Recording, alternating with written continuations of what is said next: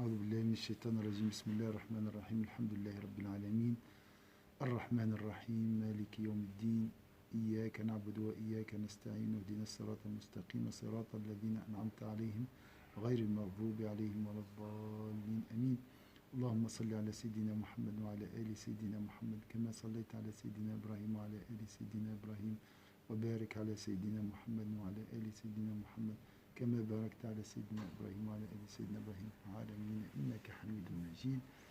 La première leçon, Inch'Allah, le premier cours concernant Sayyidina Othman ibn Affan, le troisième calife, Inch'Allah. T'as pas pris de photo?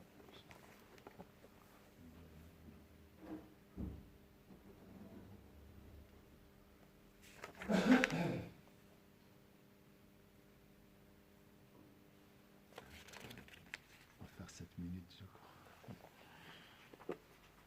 Alors, le premier émigré. Le premier émigré, c'est le chapitre de ce cours. Le premier émigré, c'est Sayyidina Othman ibn Affan. L'émigration de la Mecque vers Médine. Aux premières heures qui suivirent l'annonce de la mission, le destin choisit un groupe d'hommes parmi les plus purs pour être les premiers à prêcher l'islam. Ces hommes demeureront à travers les siècles les porte-étendards de l'islam. Donc les premiers de l'islam. Qui? On va voir. Et serviront de modèle à tous ceux qui s'engageront à le propager.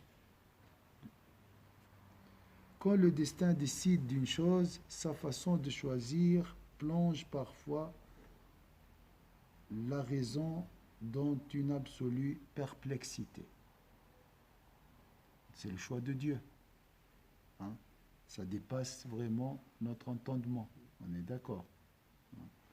Dans notre contexte, le destin choisi pour la mission apostolique, le notable qui avait le dernier mot au sein de sa tribu, aux côtés de l'esclave qui ne disposait même pas de son sort et qu'on vendait et achetait comme une simple marchandise. Donc voilà le destin. Il a choisi des nobles parmi les Quraysh, comme il l'a choisi hein, on parle ici des premiers musulmans, comme il a choisi aussi des esclaves. Quel est le critère? Pourquoi hein, quelle est la logique derrière ce choix? C'est le destin. Ça nous dépasse. Pourquoi pas que des notables ou que des esclaves, comme les révolutions et tout hein? Donc, c'est Allah Azza wa Jalla qui a choisi. Il choisit le riche aux côtés du pauvre, le puissant dont la force était redoutée par les Arabes les plus robustes, aux côtés du faible dont les jambes tremblaient à la moindre brise. L'intelligent le plus habile aux côtés de l'homme naïf et simple par inexpérience ou par nature. Donc il a choisi des gens simples, hein, où on trouve tout. Hein. Le destin porta son choix sur ces hommes tellement différents pour en faire des héros qui conduisirent la mission à ses débuts. Cette mission que Dieu confia à son prophète Sayyidina Muhammad sallallahu alayhi wa sallam et qui consista à répandre l'islam. Voilà, donc c'est le destin, comme on a dit, c'est le choix d'Allah Azza wa Jal, des riches, des pauvres. Allah voit les cœurs, voit peut-être ceux qui méritent être les porte-étendards de l'islam, qui portent l'étendard de l'islam.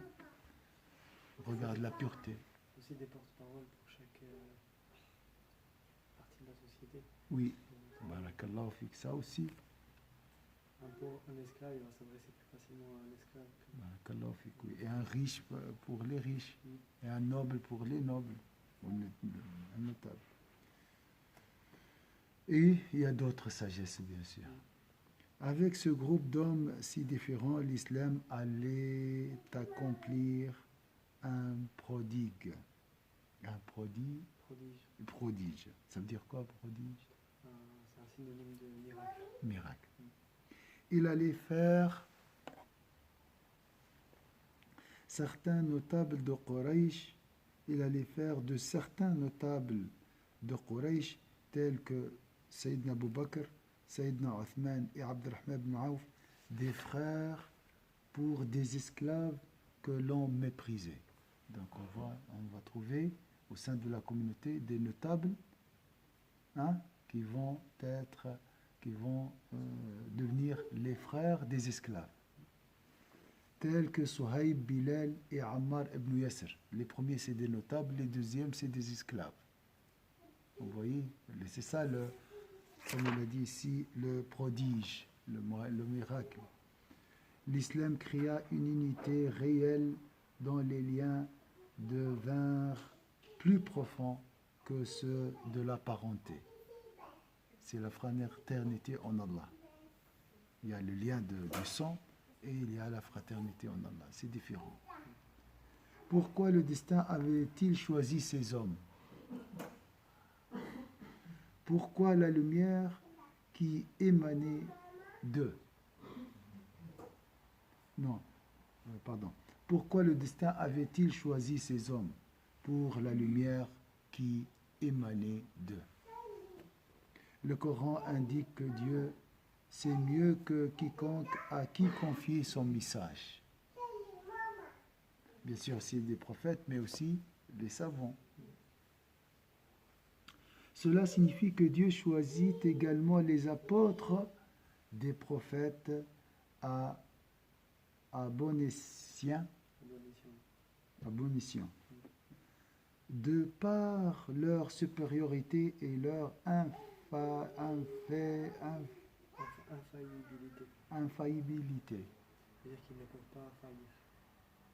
Faillir, Faillir, c'est trébucher. Trébucher, d'accord. Leur infaillibilité. Les prophètes incarnent la vérité dans toutes ses dimensions et œuvrent pour faire prévaloir ses valeurs en y consacrant leur vie, voire en la sacrifiant. Les prophètes ne pouvaient être que la véritable incarnation de la vérité, puisqu'ils avaient été choisis par Dieu pour transmettre son message.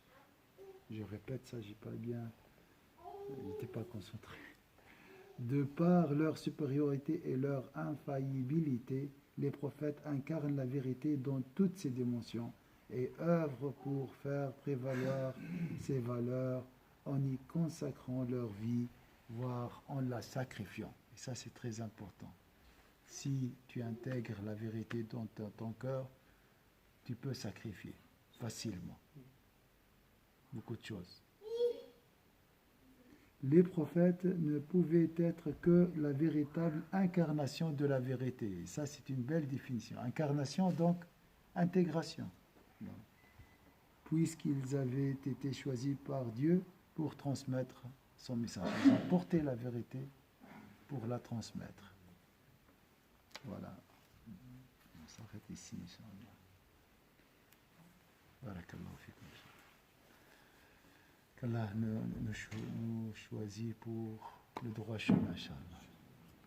أعوذ بالله من الشيطان الرجيم بسم الله الرحمن الرحيم والعصر إن الإنسان لفي خسر إلا الذين آمنوا وعملوا الصالحات وتواصوا بالحق وتواصوا بالصبر سبحانك اللهم وبحمدك نشهد أن لا إله إلا أنت نستغفرك ونتوب إليك سبحان ربك رب العزة عما يصفون سلام على المرسلين